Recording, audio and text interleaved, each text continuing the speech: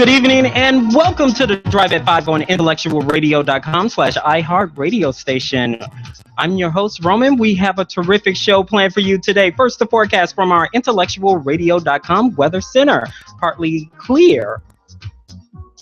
I don't get that. But becoming mainly sunny, high 48 degrees. Tonight, partly cloudy, high 43 degrees. Tomorrow, sunny, high of 41 degrees. Tomorrow night, mostly clear, low of 34 degrees. The rest of the week forecast looks like this: mostly sunny, high 48 degrees. Thursday, high of 51 degrees. And on Friday, sunny with a high of 53 degrees. And someone says during the week, next week, we'll probably see 70 degrees in there.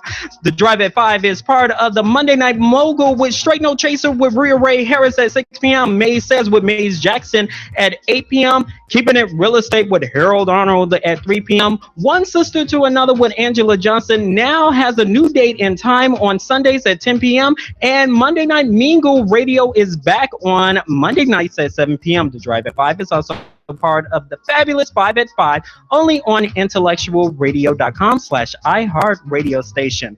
Today, my guest is a former Fenger High School Principal, also featured in CNN reality series Chicagoland, and currently she is a managing director of Chicago Beyond. Please give a Drive at 5 welcome to Liz Dozier. Welcome to the Drive. Thank you so much for having me, Roman. No problem. Please give IntellectualRadio.com/iHeartRadio station your background.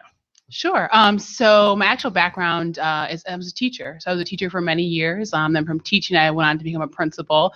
My last school was Fenger High School, where I was for 6 years as its principal. And now I'm the managing director of Chicago Beyond. How many years? I'm not trying to predate you, but yes, you are. But go ahead. No. Go ahead. But how many years? Cool. How many years was I a teacher? I was a teacher for, it's a good question, I think 5 years. I taught for 5 years. Grammar school, high school? I taught middle school math. So I had a 6th, 7th, and 8th grade math class, middle school. And then I went into high school where I had a high school math class for 4 years. I was a math teacher. So, yeah. So you have this new project called Chicago Beyond. Please define what Chicago Beyond is all about. Chicago Beyond is really all about kids, and it's really about getting resources and support to folks that need them on the ground. I think what I found in being a principal, I think many educators out there can relate to this, and many nonprofits can relate to this, is that there are already people on the ground doing good work in our communities. We don't need to reinvent the wheel, have another program, but rather we need to get supports out to communities and programs that are doing the good work in support of our young people. So Chicago Beyond is really based on that whole premise. So we're looking at two main things. Chicago Beyond is going to support existing organizations that are doing good work for kids. And I think one of the most important things is that what I've seen, this is on the ground speaking, is that it's oftentimes hard for organizations to get funding behind them if they don't have that gold standard research. So if you know, are you familiar with Becoming a Man, that program BAM? Are you familiar with that at all, Roman? A little bit. Yeah. I heard of it, but. Yeah. So they, we're small, tiny program run out of youth guidance. And once they got that gold standard research stamp on it from the University of Chicago saying that it grew kids, they literally, the program is expanded, right? They got all this philanthropic investments, they got, public dollars going behind them. And so for me, it was important for Chicago Beyond to have that type of component to it, but for us to be able to support that through our dollars. We're investing in programs. We're also investing in the learning that goes behind, so they can then take that with them. Once our investment is done, they can actually take that to spur smarter public and philanthropic dollars. So they can invest it however they want to invest it? So there's specific questions that were asked. It's actually a really good question. No one's asked that before. I think that's what we've been trying to talk about publicly, is that it's not just a straight investment. So we're not a foundation where we just invest in something and that's kind of it and, kind of go about your merry way. We're talking about how do we grow ways that really matter. So for example, we're making an investment in After School Matters. After School Matters has predominantly females in its program. I think it's 67% female and 33% male. What we're investing in After School Matters is find out, the main question is, how do you get more young men involved in a program? So what are the types of things that attract young men to programs? What are the types of things that kind of keep them not just in the initial spot, but then keep them sustained and on in programming. And so we're partnering with, got them partnering with the University of Chicago to help study that and to figure that out. So once we get the answer to that question, we can then not only will improve their program and then their ability to attract young men, but hopefully as we get that information out to the public, it'll help the public and other nonprofits know, like, here's some of the things that help attract young men to programming. The mentoring. Yep. Where's that component lies in your program? So one of our initial partners is YAP, the Youth Advocacy Program. And so YAP is, I would say, by far one of the best programs that I've ever seen work within our community. It really hits and supports those kids. They're oftentimes marginalized and left behind because, they don't have, their grades are off. They might have some type of involvement, in other activities, gangs, and these types of things. YAP does a phenomenal job reaching kids where they're at, reaching their families where they're at, and really helping to support them and their families into some different things. And so YAP is one of our initial investments, and we're working with them to do the same thing with After School Matters, to again learn what they're doing and get it out to more people. People usually have general mentoring programs, but oftentimes they're towards those mid-tier kids, right? The kids who are kind of, they might be having a little trouble in school, or they might be doing a little off course, but not really off course. And that's what YAP really works with. So that's where mentoring comes in within our organization. You are partners with University of Chicago, I'm sorry. Yes. And their urban lab. Yes. Explain about that. Yeah, so I just feel that it's sometimes we put money out the door doing, but we don't actually learn what's going on and be able to support with learning. So our partnership with the University of Chicago is set up such that every investment that we make, the University of Chicago is studying to see how it works. And again, it's good for us to know, I think, as an organization, but it's also really good for those programs to have that research study behind them. So when they're going out, say YAP, for example, when they, finish with their investment with us and they had that gold standard University of Chicago stamp saying, here's how we've grown kids, they can then help attract their own funding. And people then look at those programs in a different way. Although sometimes people don't want to admit that, that's really the way the world is going. People want to know what is the data behind what you're doing, especially in these lean times of what's happening here in the city and across the country in terms of budgets. Given the current situation of the state budget, as you mentioned, and some non-for-profit organizations, especially children-based after-school programs, are limiting their resources or even shutting their doors completely, why do you think it's an appropriate time to launch Chicago Beyond at this point in time? So for me, it's really about getting resources and supports out to those who are already doing the work. And I think there could be no better time to launch Chicago Beyond, because we're not, again, reinventing the wheel. We're not coming up with our own fancy program and doing something different. We're getting resources out the door to programs that are doing good work on behalf of our kids. So in my opinion, there's no better time to launch Chicago Beyond. And what I really want to encourage listeners to do today is, if you know of programs who are doing good work in two key areas: one, getting kids off to college and helping them stay there, or two, really helping kids who are between ages of 16 to 24 who aren't in school, who aren't working. If you know of organizations that are doing that good work, encourage them to go to chicagobeyond.org, apply for our innovation grant. We're giving up to $2 million per winner of the challenge to help support their work. And again, helping them then partner with the University of Chicago to learn from what they're doing. So it's exciting work, and I couldn't think of a better time to do it. I'm going to put my devil's advocate hat on for a second. Please do. Youth safety and educational is called Win Goals, correct? I wouldn't phrase it like that, but go ahead. Okay. Some critics may say, given the nature of Chicago public schools and Chicago police brutality cases, is it too little too late to convince children there is an alternative way to handle situations such as education and safety? So, and just this is my own experience, right? I've been in education all my life, and I've chosen to work in schools that oftentimes serve youth who are unfortunately marginalized by greater society, right? And there is, in my opinion, we don't have a choice, right? Like we can't say, well, we're just going to give up. We can't just give up on our kids and say, well, it's a little too late and there's this and that. We have to continue to push, and we have to continue to push for our kids to be educated and educated well. And part of that is making sure they have access and opportunity. And so sometimes people will say either covertly or overtly, they'll talk about, the potential that our youth have or lack of.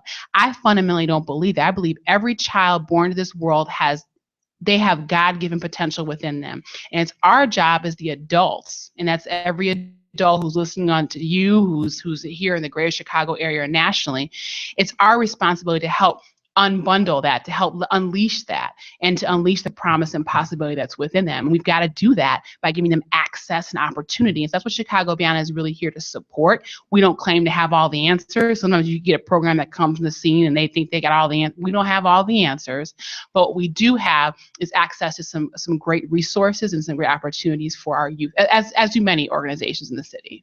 But some community leaders Mm-hmm. say whenever there's infighting in CPS, Mm-hmm. Chicago Public Schools, there's an increase in crime. There's an increase in dropout in Mm-hmm. schools. Now, in your opinion, do you think children get a sense of adults they don't care or anything like that? You're a principal. Mm-hmm. You were a principal for quite some time. And some of the reasons they're acting out is because, okay, they're fighting about my education. It seems like they don't care. They cut a program that I love. So why go? So I think kids, especially teenagers, I don't know about the little ones. I never really work with little kids. I only worked in a middle school for about a year, and all my work has really been in high school. And high school students they are aware of what's happening. Not only, I think what's happening, outside of their neighborhood, but they're aware of what's happening in their schools and their communities.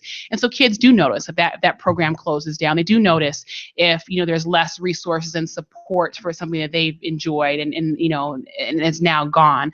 But I think it's the role of every adult, and this is what I think we have to get clear on. It's the role of adults to help fight for things that matter, right? I mean, it's we all have to be at the table fighting for our young people.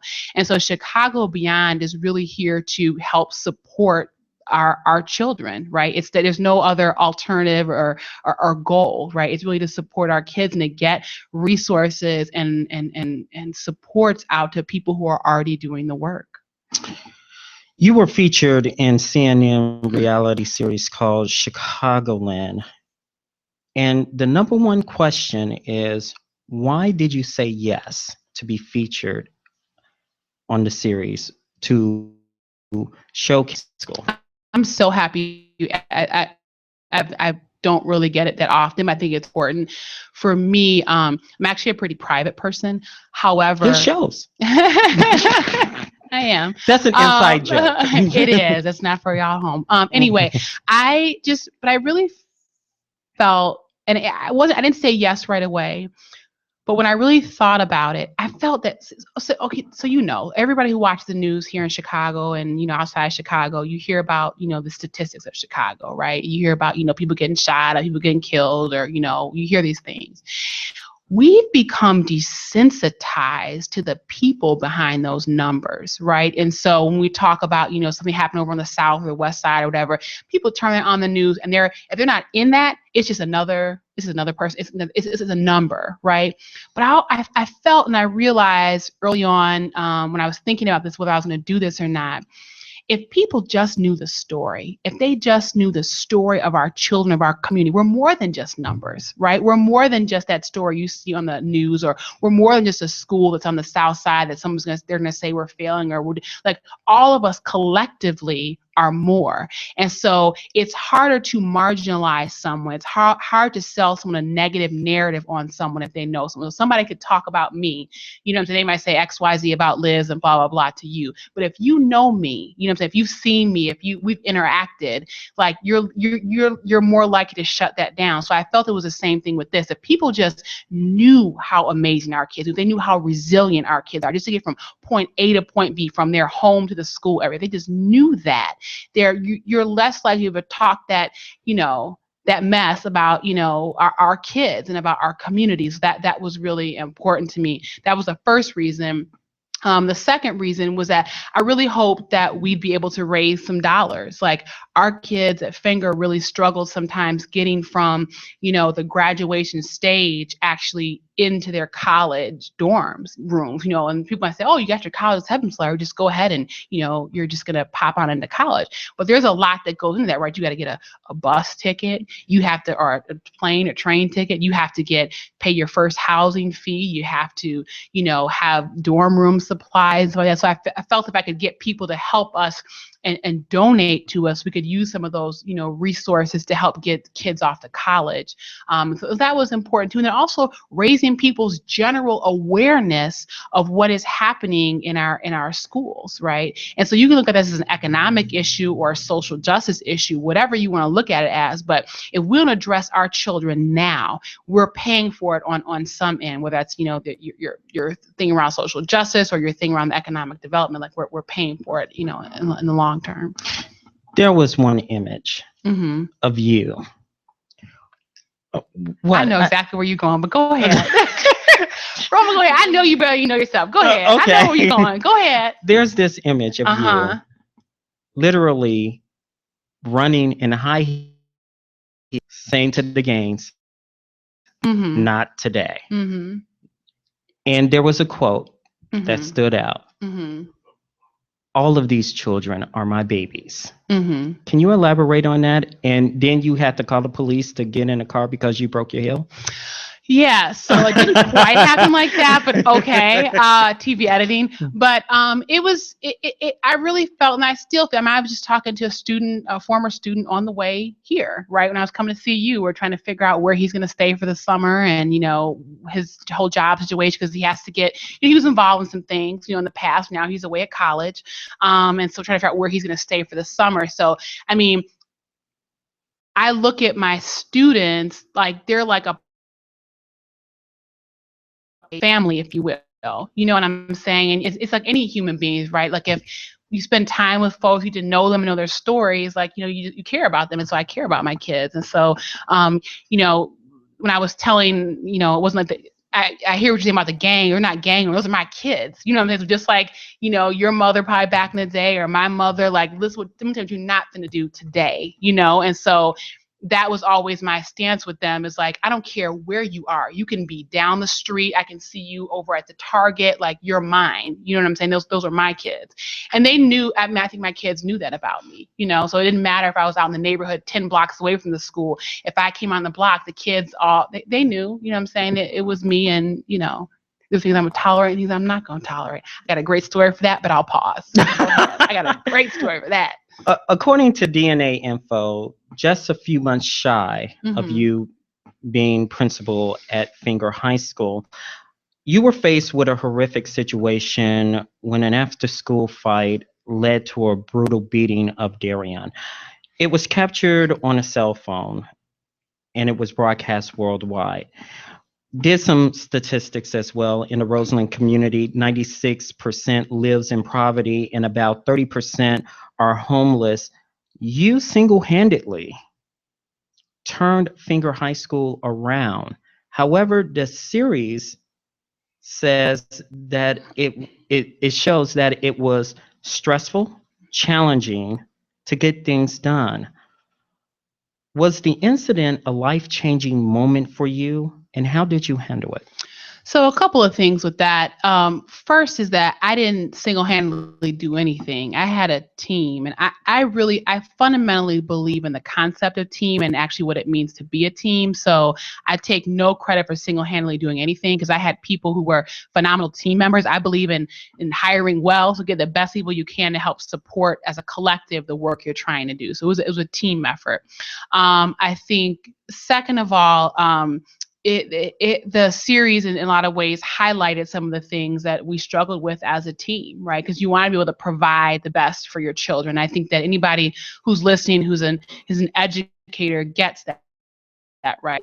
It can oftentimes be difficult with the resources that we're given. And so I think the good thing around Chicago Beyond is that we're, again, here to really support people who are doing doing the good work, nonprofits who are in this space, who are working with kids to support them in ways that really support educational attainment, i.e. graduating from high school, getting off into a post-secondary option, graduating from college, or into like a trade school and graduating from that, and helping to create safer communities. Because ultimately, this is the future. You know what I'm saying? The people can say they don't want to talk about teenagers, but ultimately these teenagers will not be teenagers for long. They'll be adults, and they'll be contributing members or not to society. And we as the adults have a lot to do with that and how we set our kids up for success.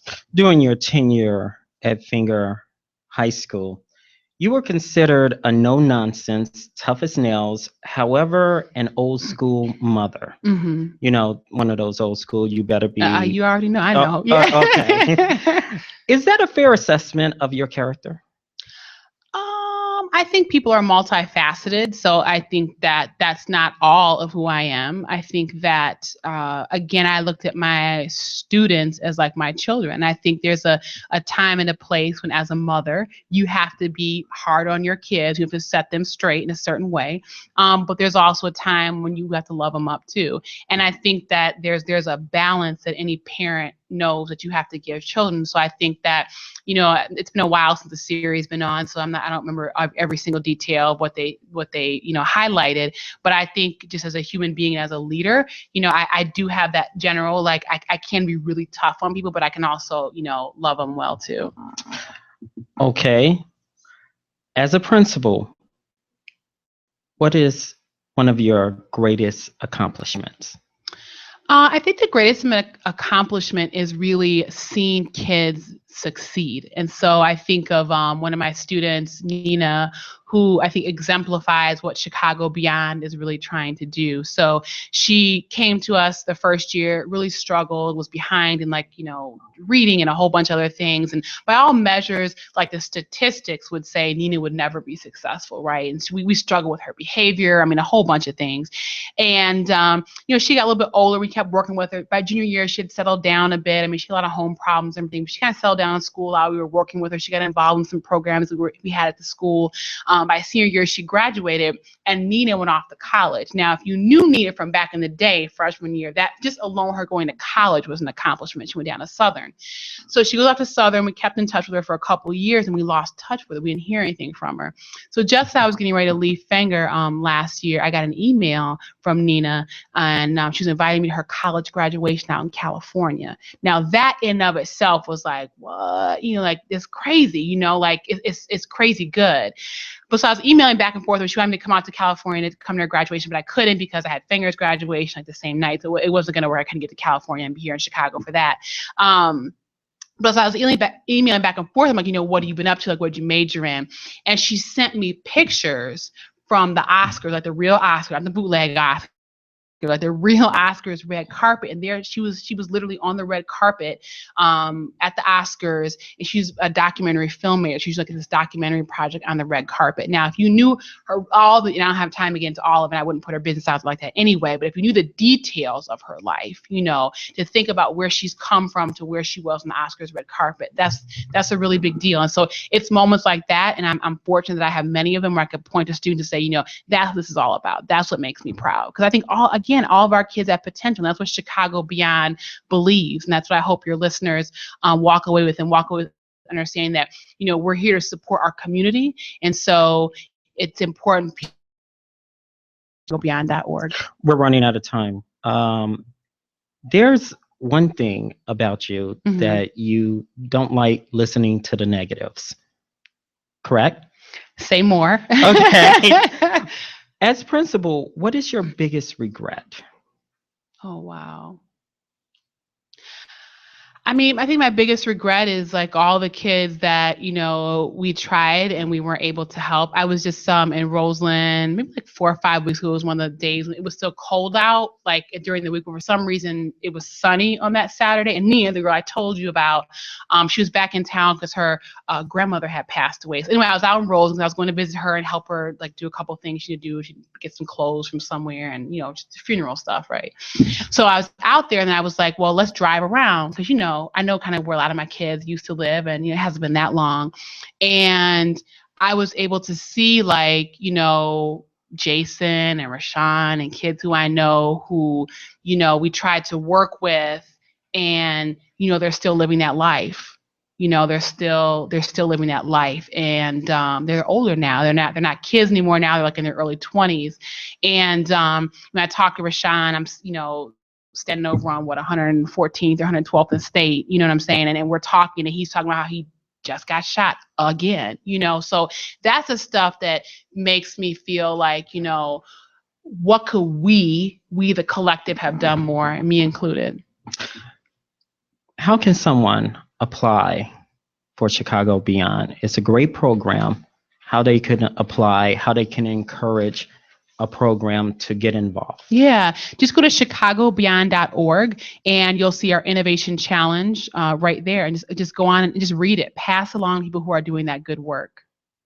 All right. Well, thank you so much. See, it wasn't that bad. It wasn't that bad. You're so great. I'm coming back on. Okay. We're setting a date today. Oh, okay.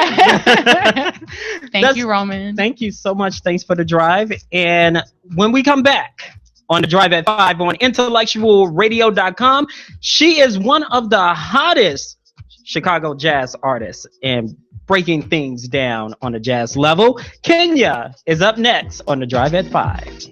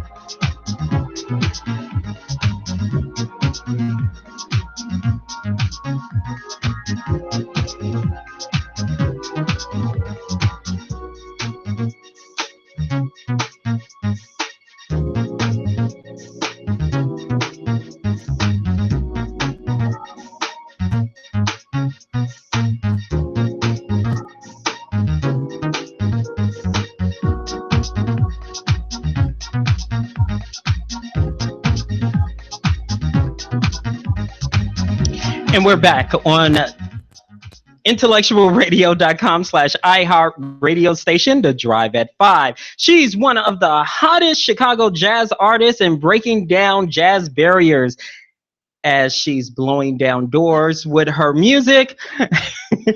This intro is getting more and more intense. Please give a Drive at 5 welcome to Kenya. Kenya, nice. Thank you. Nice to have you on the drive here. Thank you for having me. Absolutely. Now, please give IntellectualRadio.com/iHeart radio station your background. Oh, wow. Okay. I think I might have a little bit of a unique background for a musician. I did music growing up as a kid, and my father was a drummer, and so I was in all the arts programs and all that. But then I went to Howard University in Washington, D.C. and majored in physical therapy. So I went on and became a licensed physical therapist and practiced physical therapy in clinics, went back, got a master's degree in counseling, started teaching at a university. My teaching went on into becoming a director of educational counseling at Chicago State, actually, here in Chicago. So I did a very traditional kind of education life, get a salary paycheck every 2 weeks, to switch over to an artist life. And so I decided to go back and take a leap of faith and get into what really was my passion, which has always been music. Now, please describe your music to our listening audience here. I mean, it's kind of like sometimes when you're listening to jazz, you hear the shooby doo doo doo doo doo. It's none of that anymore in your music. No. What's the listen? No, not anymore. No, you know what? I'm a mixture of soul and jazz. So I wouldn't consider myself a straight jazz performer or a straight soul performer. So I try to fuse the two. And I mean, I think that's becoming a more common name, soul jazz. You'll hear that term. Robert Glasper, I think, is probably making it more mainstream for you to understand the fusion of soul and jazz, because he's a jazz musician, but has brought a lot of elements of soul. So not that I'm Robert Glasper, but I try to do the same thing, bring the soul and jazz. Do you together. consider yourself a new wave of jazz, new wave artist? I think I'm in the lane of the more contemporary, progressive, soul and jazz artists. Yes. You mentioned just a couple of minutes ago, you listen with your father, jazz music. What kind of music or artist that stands out to you the most that says, I want to do that? Wow. Oh, that's really hard, Roman. Because I'm a major music fan. Like, I listen to everything. So it's real hard for me to be like, I want to be.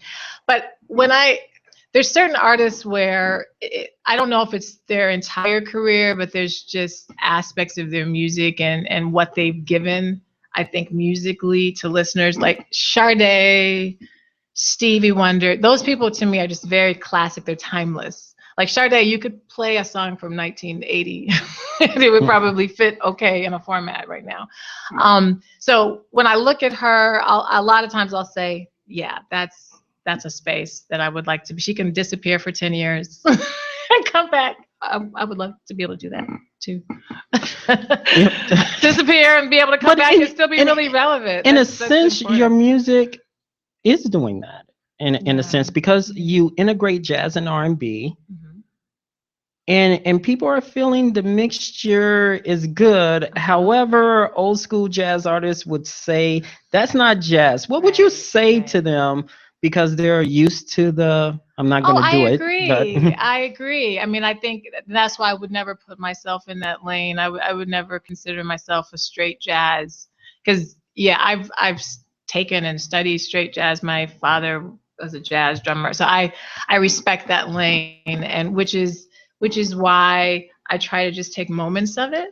And so if someone were to say, well, this isn't jazz, I agree, it's not straight jazz, but there's definitely a jazz influence in my music. Yeah. Rewinding back to your childhood, listening to the records. Who was I listening to? I don't want to ask you. Ask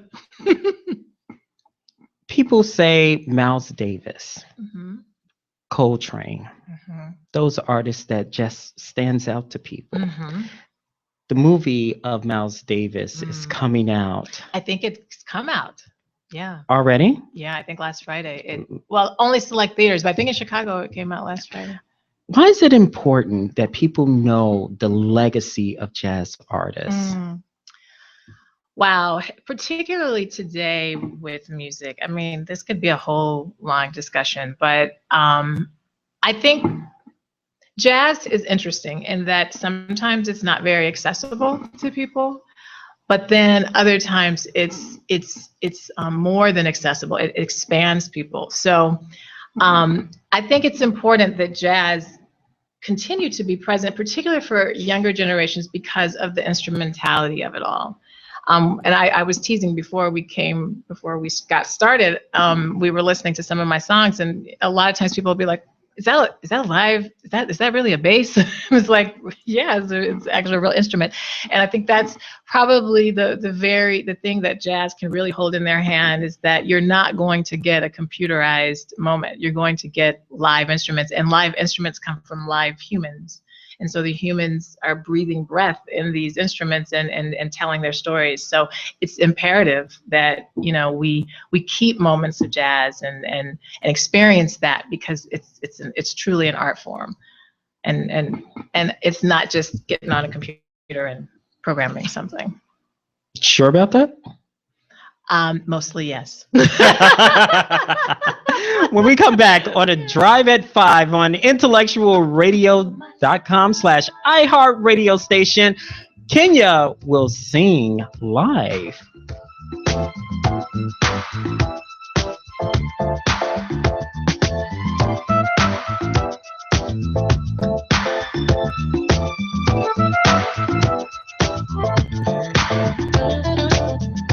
I know you want me more than you can say.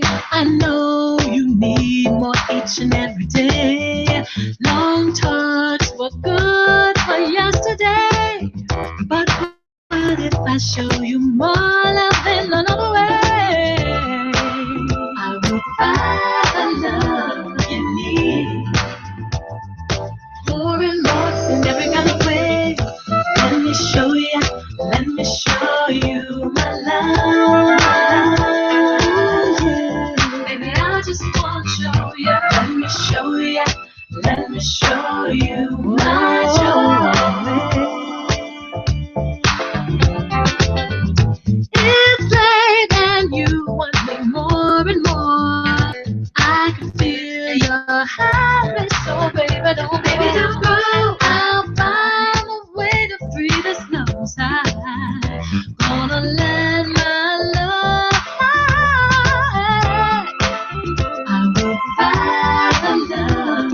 And we're back on the Drive at 5 on IntellectualRadio.com/iHeartRadio station. Again, she's one of the hottest Chicago jazz artists and breaking down barriers on the scene. She is also so modest as well. Her new title album is called Make You Smile.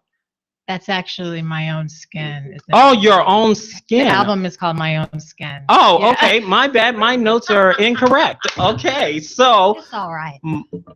a song off her feature album on My Own She's Skin. gonna do the title track, My Own Skin. Oh, her title track, Yeah. My Own Skin. Here's Kenya on the Drive.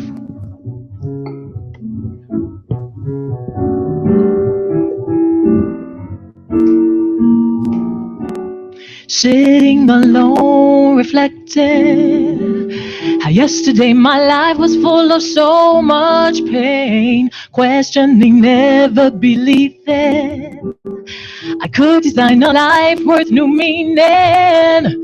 But now I'm feeling fine. Inside I shine in my own ray of light. And now I breathe a new me. So much to see. Now that I'm free to be, living it up, doing it my way, setting my own pace, feeling good in my own skin, making my light shine, leaving darkness behind, feeling good day by day, throwing away the fear that keeps me like a hostage in my mind. I'll make room for joy, make room for faith, and now I'm feeling fine. Inside I shine in my own ray of light, and now I breathe a new me. So much to see. Now that I'm free to be living it up, doing it my way, setting my own pace, feeling good in my own skin, making my light shine, leaving darkness behind, feeling good, doing it my way, setting my own pace, feeling good. Oh no, no, no, no, no. Making my life shine, leaving darkness behind, feeling good. Yate, bombe, badam, bade. Yoda, badam, bade. Ya, dum, badam, yeah. I don't better. I'm bad. I'm bad. Hey, feeling good. I'm feeling so good. My own skin. Ya-da-da. Ya-da-da-dum-be-da-dum. Ya-da-da-dum-be-dum-be-de. Ya-da-da-do. Ya-da-da-do-de. Ya-da-da-do-de. Feeling good in my own, feeling good in my skin. I don't wanna be nobody else. No, I to be me. Feeling good in my own skin. All right. Wow, amazing. Kenya. Thank you. We'll be back on the Drive at 5 on IntellectualRadio.com. More with Kenya after this.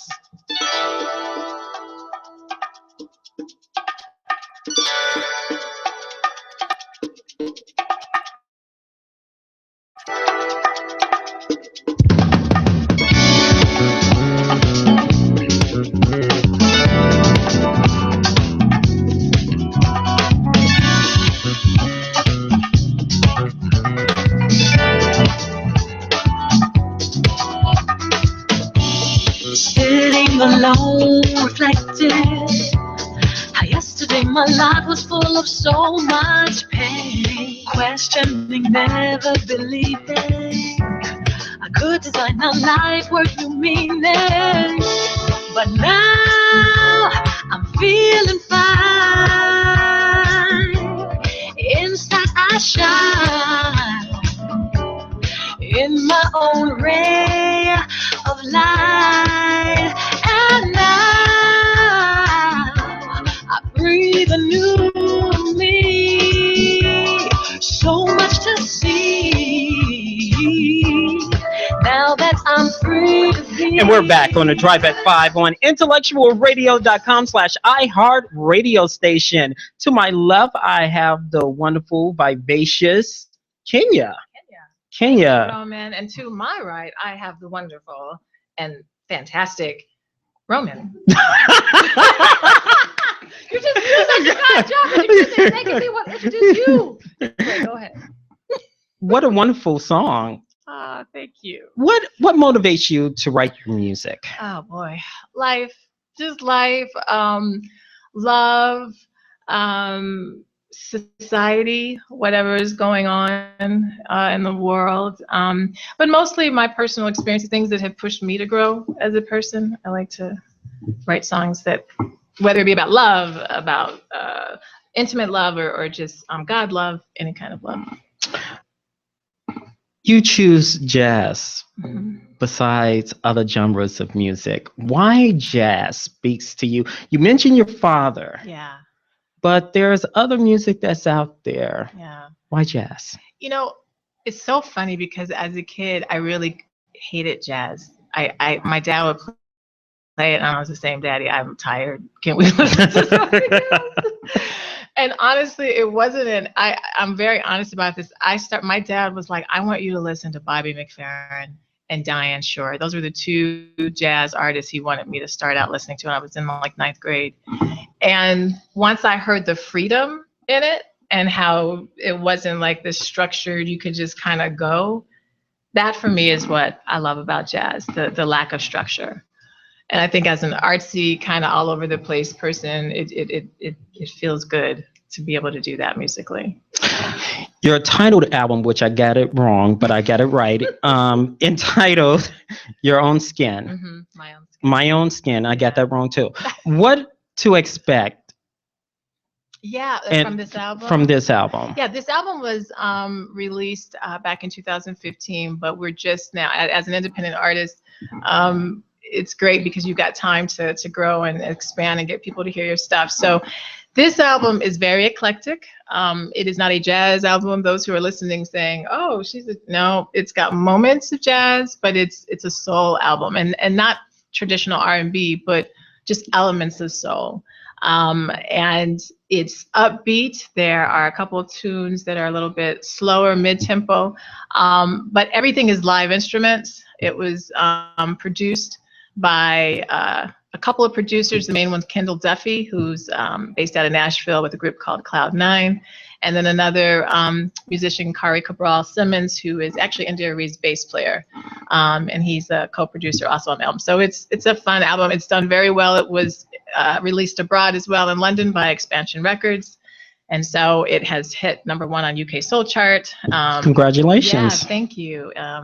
And it was voted as best new album 2015 on a couple of independent music sites. So I'm very, very proud of it. And it's still moving. And then right now that song we sang, My Own Skin, is actually on a lot of smooth jazz stations right now.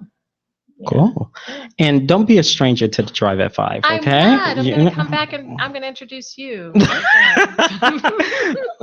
We're running out of time. Please give Intellectual Radio / iHeart radio station how they can get in contact with music.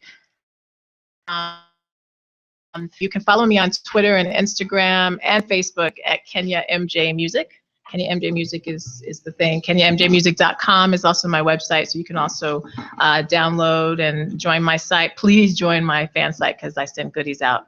And then iTunes, Amazon, Google Play, Spotify, Pandora, all of those things you can get the music. And we'll play it on IntellectualRadio.com. Yes. Thank you.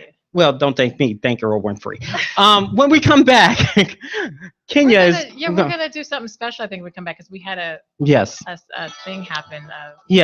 We had some breaking news, and we're gonna get to that when we come back on the Drive at 5 on IntellectualRadio.com.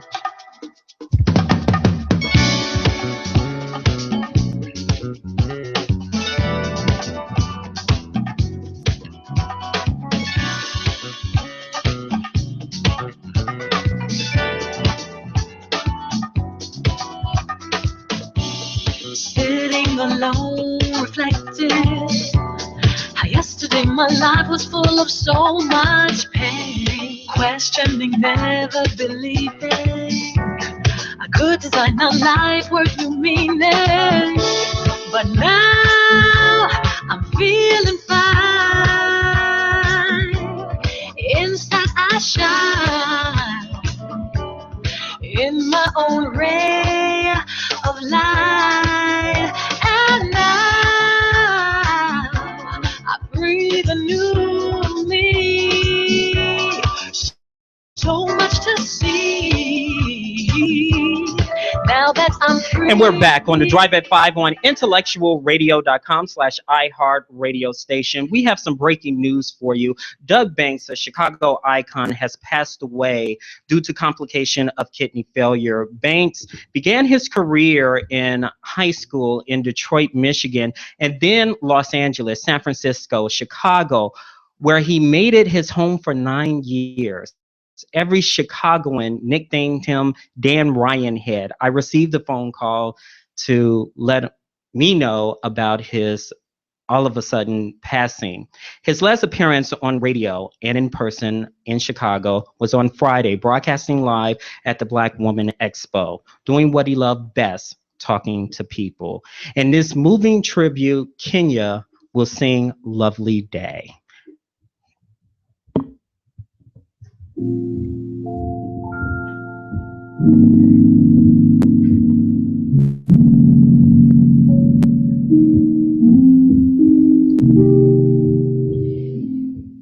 When I wake up in the morning, love, and the sunlight hurts my eyes, and something without warning, love, bears heavy on my mind, then I look at you, and the world's all right with me. Hey, just one look at you, and I know it's gonna be a lovely day. It's a lovely day. Oh, a lovely day. It's a lovely day.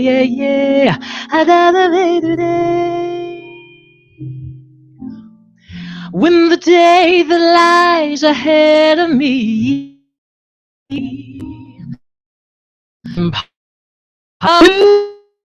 face and someone else instead of me, oh, always seems to know the way. Oh, then I look at you and the world's all right with me. Hey, just one look at you, and I know it's gonna be a lovely day, a lovely day, a lovely day, a lovely day, a lovely day, a lovely day, a lovely day, a lovely day, a lovely, lovely, lovely, lovely, lovely, lovely. Oh, it's a lovely day. Seeing a new day, it's a lovely day. Going to a new space, it's a lovely day. Feeling at peace, a lovely day, every day, oh, every day.